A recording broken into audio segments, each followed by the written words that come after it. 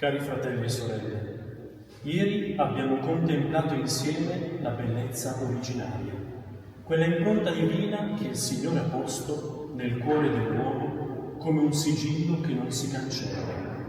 Abbiamo visto che questa bellezza, anche quando è ferita, continua a chiamarci verso Dio, perché da Lui viene e verso di Lui tende. E sempre ieri abbiamo guardato a Maria, la tutta bella, nella quale questa bellezza ritrova il suo compimento.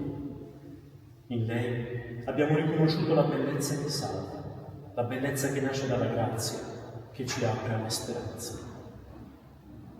Oggi facciamo un passo ulteriore. Guardiamo ciò che di quella bellezza si è finito e di come Dio ci ha voluto ricreare, riscattando la nostra storia, illuminando di nuovo ciò che si era oscurato. Quando apriamo la scrittura e leggiamo in Genesi il racconto della caduta, non troviamo soltanto la narrazione di un evento passato, troviamo invece una dinamica profondamente vera e che continua ad agire nella storia e in ciascuno di noi. Un uomo che smette di fidarsi, che pensa che Dio gli stia nascondendo qualcosa. Il peccato nasce così, da un sospetto. È come una crepa nella fiducia e da lì tutto si deforma. L'armonia si spezza, la luce si attenua, l'uomo si nasconde. È impressionante come la prima conseguenza del peccato non sia la punizione, ma la paura. Ho avuto paura e mi sono nascosto, risponde Adamo alla domanda di Dio: dove sei? Ed è come se l'immagine splendida che Dio aveva dipinto nell'uomo fosse stata velata, offuscata da un fumo che ne distorce i colori. San Basilio descrive molto bene il peccato, definendolo come una macchia che oscura ciò che è stato fatto per la luce. Perché ogni volta che pecchiamo, se ci pensiamo bene, diventiamo cupi, non ci sentiamo più bene e ci sentiamo un po' meno noi stessi. E le conseguenze del peccato le conosciamo bene: la mancanza di pace, i rapporti rovinati, la delusione verso noi stessi e quella pesantezza che ci fa dire non ce la farò mai. È come se la bellezza originaria fosse lì, ma irraggiungibile. E davanti a questa storia ferita si apre una storia nuova, una storia che ha il volto di una giovane donna di Nazareth, Maria.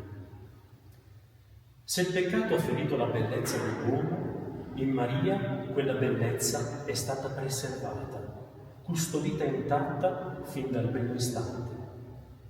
L'angelo la chiama anche Caritomene, colei che è piena di grazia, trasformata totalmente dall'amore di Dio. I padri della Chiesa sono pieni di stupore davanti a lei. Sant'Efrem arriva a dire: tu, Signore, e tua madre siete gli unici totalmente belli. Ed è stupendo.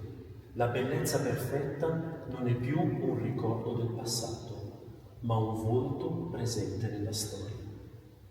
Sofronio di Gerusalemme la chiama l'antica bellezza restaurata. In lei Dio mostra ciò che voleva fare con tutta l'umanità. E proprio così la descrive anche la Costituzione Apostolica Ineffabili Steus. Maria è tutta bella, tutta pura, tutta santa. Non perché sia un'eccezione capricciosa, ma perché è la primizia della redenzione, il primo frutto dell'opera di Cristo. Dio, in vista del suo Figlio, ha anticipato in lei la salvezza che vuole donare a ciascuno di noi. In Maria dunque non contempliamo una creatura lontana, irraggiungibile, ma contempliamo ciò che Dio vuole fare anche nella nostra vita. Ridare comunione con Lui, splendore, limpidezza, bellezza. Lei è lo specchio del nostro futuro, è la prova che la grazia può davvero trasformare tutto. San Paolo, nella lettera ai Romani, dice: dove abbondò il peccato, sovrabbondò la grazia. è il programma della nostra redenzione. La grazia non semplicemente ripara, ma supera, abbonda e trasfigura. Il Catechismo dice che la grazia è un favore gratuito, l'aiuto che Dio ci dà per rispondere alla sua chiamata. La grazia cambia lo sguardo, cambia il cuore, orienta la nostra volontà. In una parola, ridona bellezza. E ogni volta che incontriamo una bellezza autentica, una parola buona, un gesto gratuito, un atto di misericordia, è Dio che ci raggiunge attraverso di essa. A questo proposito, mi torna in mente un episodio semplice ma molto significativo. Durante una celebrazione, un fotografo domandò a Madre Teresa quale fosse il segreto della bellezza e della felicità dei suoi occhi.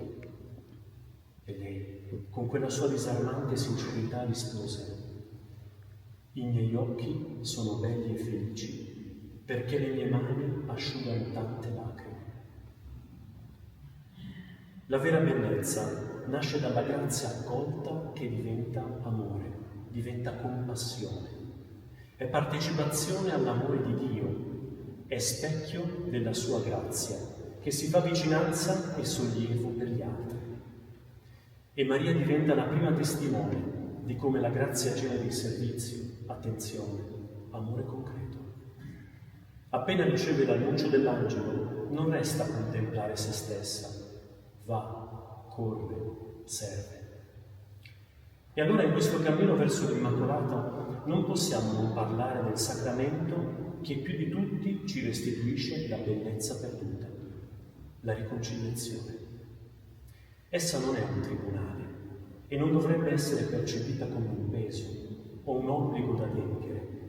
La confessione è un luogo di rinascita. San Giovanni Paolo II diceva che è una risurrezione spirituale. Papa Francesco la chiamava l'abbraccio del Padre che restituisce dignità. E questo, fratelli, è esattamente quello che accade quando ci confessiamo. La bellezza non torna perché siamo stati bravi, ma perché Dio è buono e ci ama nella follia. E quale preparazione migliore alla solennità dell'Immacolata potrebbe esserci se non quello di una buona confessione? Maria è la tutta bella e noi, confessandoci, accettiamo di essere ricreati in quella bellezza che Dio sogna per noi. Fratelli e sorelle, oggi il Signore ci ricorda che non siamo il nostro peccato, non siamo le nostre cadute, le nostre fragilità, gli errori che portiamo dentro. Siamo molto di più. Siamo ciò che la sua grazia può compiere in noi. Siamo il frutto del suo amore che rialza, che guarisce, che ricostruisce la bellezza delle origini. E Maria, l'Immacolata, ci sta davanti come un segno luminoso. Avviciniamoci allora alla solennità dell'8 dicembre con un cuore liberato, purificato, riconciliato. Un cuore che trova il coraggio di ritornare al Signore, di consegnargli la propria fragilità e lasciare che possa plasmarlo ancora una volta. Perché il sogno di Dio, in fondo, è uno solo: che ciascuno di noi torni a risplendere della bellezza per cui è stato creato. A Lui la lode